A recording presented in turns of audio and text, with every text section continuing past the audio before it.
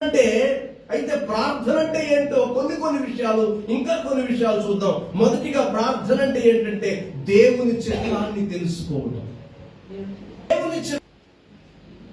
దేవునితో సహవాసం చేయటం ప్రార్థన, దేవునితో మాట్లాడటం ప్రార్థన, దేవుని భారాన్ని పంచుకోవటం ప్రార్థన. అయ్యా,